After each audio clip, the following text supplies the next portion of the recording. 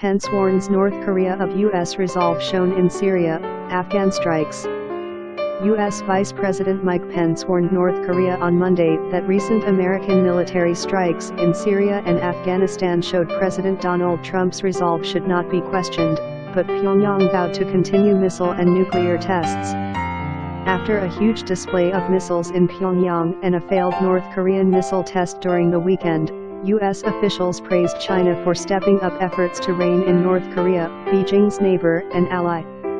But Pence and South Korea's acting president, Wang Kyo-ahn, said they would proceed with the early deployment to South Korea of the U.S. THAAD missile defense system, in spite of Chinese objections. At a White House Easter celebration on Monday, Trump was asked if he had a message for North Korean leader Kim Jong-un, and replied, "Gotta behave." But senior North Korean officials remained defiant. North Korea's deputy representative to the United Nations, Kim In-ryong, accused Washington of creating a situation where nuclear war could break out at any time and said Pyongyang's next nuclear test would take place at a time and at a place where our headquarters deems necessary. North Korea's Vice Foreign Minister Han Song-ryol told the BBC that missiles would continue to be tested on a weekly, monthly, and yearly basis. Kim Song-jeong, Director General of the European Department of North Korea's Foreign Ministry, told Reuters in Pyongyang that if Washington made the slightest movement to make a nuclear strike on North Korea, Pyongyang would strike first and destroy the aggressors without any mercy. He went on to clarify that the approach of a U.S. naval strike force led by the nuclear-powered aircraft carrier Carl Vinson to Korean waters would not be considered enough to constitute the slightest movement. Korean tensions have escalated following repeated North Korean missile tests and concerns that Pyongyang may soon conduct a sixth nuclear bomb test in defiance of UN sanctions.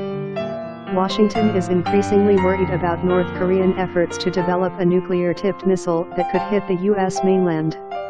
Speaking alongside Wang, Pence said the world had witnessed Trump's resolve in the past 2 weeks, which saw a U.S. missile attack on a Syrian airfield and the dropping of a powerful non-nuclear bomb on Islamic State in Afghanistan.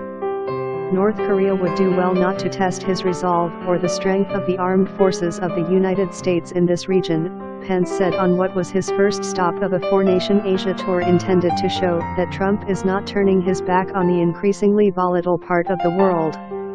Pence, whose father served in the 1950-53 Korean War, visited the North-South border on Monday and said Washington would stand by its ironclad alliance with South Korea. All options are on the table to achieve the objectives and ensure the stability of the people of this country, he told reporters as tinny propaganda music floated across from the North Korean side of the so-called demilitarized zone, DMZ. The Trump administration has said that military action remains an option for dealing with North Korea. But mindful that this would likely trigger massive retaliation and casualties in South Korea and Japan and among U.S. troops there, U.S. officials say the Trump administration's main focus is on tougher economic sanctions to try to get Pyongyang to abandon its weapons programs. Trump himself, when asked on Monday if he was considering military action, told Fox News Channel he didn't want to telegraph his plans like the previous administration. "We'll see what happens. I hope things work out well," he said, but added that the United States had tried to engage the North Koreans in talks for a long time. On Sunday, Trump's national security advisor, H.R.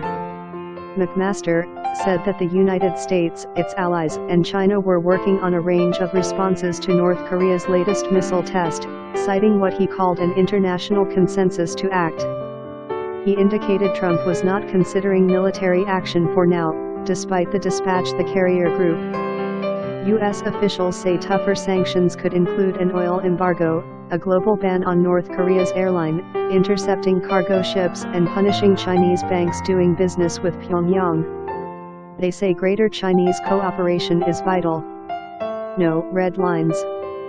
White House spokesman Sean Spicer said China had taken some very helpful steps, although it remained to be seen how effective these would be.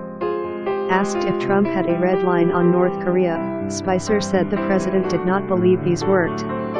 Susan Thornton, acting U.S. Assistant Secretary of State for East Asia, said Secretary of State Rex Tillerson and China's top diplomat, State Councilor Yang Jiechi, agreed in a phone call on Sunday on the need for strict enforcement of UN resolutions and for international action to press Pyongyang to cease provocative actions and recommit to peaceful denuclearization. Thornton said any new North Korean nuclear test would draw a pretty significant international response. "We're definitely not seeking conflict or regime change," she said. "But we are committed to defending our people and our allies should it be necessary." Pence is expected to discuss Korean tensions with Japanese Prime Minister Shinzo Abe on Tuesday when he travels to Tokyo for economic talks with Finance Minister Taro Aso. He will also visit Jakarta and Sydney. His economic discussions will be closely watched to see how hard a line Washington is prepared to take on trade. Trump campaigned on an "America First" platform, and has vowed to narrow big trade deficits with nations like China and Japan. But Trump has also shown willingness to link trade to other issues, saying he would cut a better trade deal with China if it exerts influence on North Korea. China has appeared increasingly frustrated with Pyongyang, speaking out against its weapons tests and supporting United Nations sanctions, while repeatedly calling for talks. China banned imports of North Korean coal, the country's most important export, in February, and Chinese media have raised the possibility of restricting oil shipments to the north. However, Beijing says the crisis is one between the United States and North Korea. Chinese Foreign Ministry spokesman Liu Kong said the situation was highly sensitive, complicated, and high risk, and all sides should avoid taking provocative actions. Additional reporting by Sulin Wang in Pyongyang, Jack Kim and James Pearson in Seoul, Daniel Trotta in New York, Lucia Mutikani, Karen Bohan, David Brunstrom, Matt Spitalnik, Leslie Rotten, and Steve Holland in Washington and Michael Martina in Beijing. Editing by Robert Beersel and Alastair Bell.